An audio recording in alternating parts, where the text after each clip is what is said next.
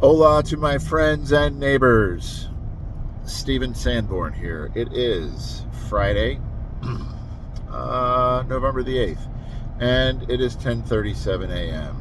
Cloudy skies? I wouldn't go that far. I'd say there's overcast, but it's dry, 54 degrees, and I am on my way to work. And I wanted to do some follow-ups, and I think I'm going to continue to do this for a while because I've kind of reached a point of no return in my mind as far as how I want to spend my time going forward on the subject of abortion and the whole pro-life thing. I'm just one person, okay? I did some cool stuff years and years ago. That was a long time ago.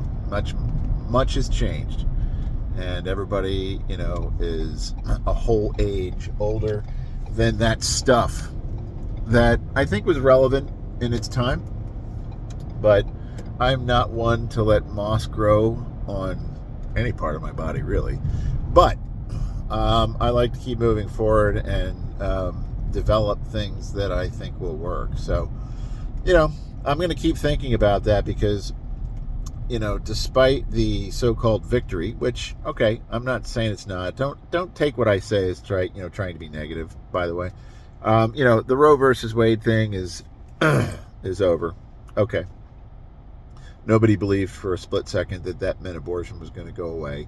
It's gone to the states. We now have numerous states that are guaranteeing the right to abortion up until like a kid is 11 and a half years old, something like that.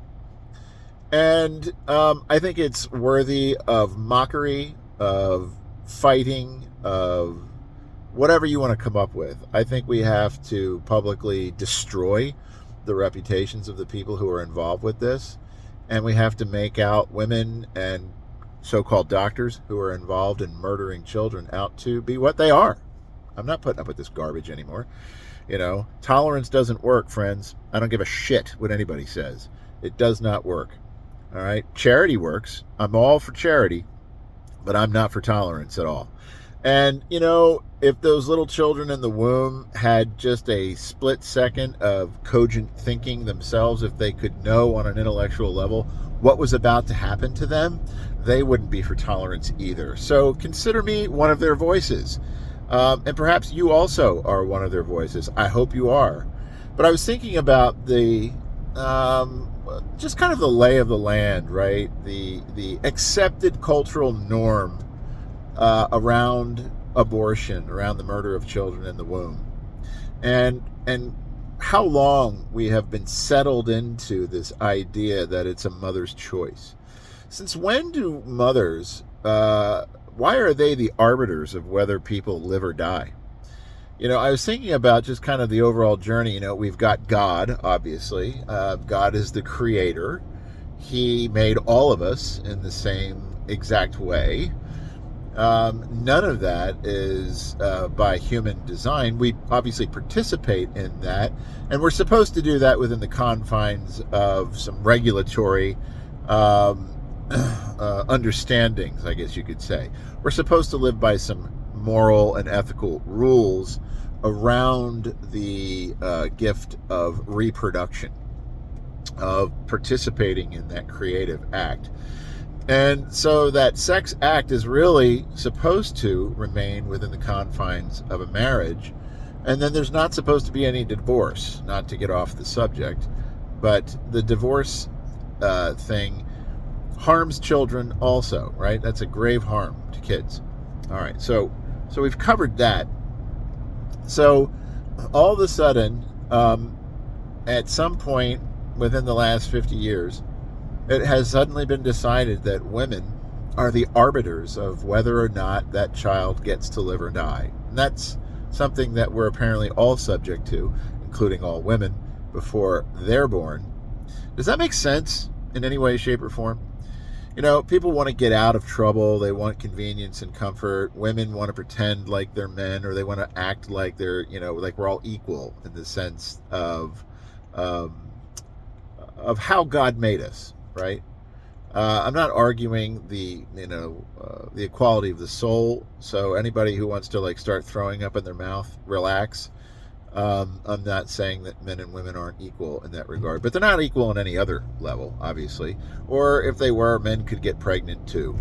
And so women are the ones who are the recipient of this gift. They carry the life within them in order to produce that child, bring that child into the world. But suddenly they're like a checkpoint, right? Well, I mean, if I want to let you live, that is. And could there be any more hubris or arrogance? I mean, that's psychopathic, right? And so women out there who know this and who would never dream of murdering their children in the womb, kudos to you. Awesome. That's the way it's supposed to be. But what we need is to hear from you. We need women who understand what this gift of life is and what pregnancy is and what the murderous abortion industry is. We need you to kind of do what I'm doing. Get on your phone, make some videos, talk about your experience as someone who is a mother, right? Has carried a child, and how such a thing could never enter into your mind and why that is, right? And share that inspiring story with others, including women who may be less educated or ignorant of what abortion is, or lack in formation, right? Maybe their conscientiousness needs to be raised up. And by the way, we have the power to raise each other's conscientiousness up by talking to each other, right? Instead of worrying about whether or not somebody's going to think I'm a meanie, right? People need more conscientiousness in their lives. That's a fact. Especially women who are carrying children in a situation that might be less than ideal, and they might be tempted to want to walk into an abortion mill and have some psychopathic hack tear that child apart. All right, that's not an acceptable way for people to live. Communities, countries, nations, we die that way, and we've been dying for half of a century. Can it be turned around? Well, I'm always hopeful. I think anything can be turned around if people are willing to make the right concessions and forgive and move forward and try again, right? We have to have some of that, otherwise we're stuck for good. We've got a serious problem, and every individual who knows that that's a problem has to do something. We have now several states who have embedded in their constitution this so-called right to kill children, right? It's not acceptable, and it's not going to fly. And though there's nothing that we can do tomorrow morning to simply wipe it off the books, we do have to remain somewhat soulfully active and energetic against this type of evil. All right, I'm not going to go on forever, you get it. But I want you to think about this. How is it that suddenly women are the arbiters of whether other people get to live or die, right? They didn't create that child. If they don't want children, they shouldn't be hopping in the sack with people they're not married to. And you can say that that's old, archaic Christian thought. I don't care. That's the way it's supposed to be. Now, again, think about this. Women, how is it that you are suddenly my body, my choice? It's another human being on every level, right? Follow the science. That's what everybody likes to say until they don't like to say it, till it doesn't support their narrative.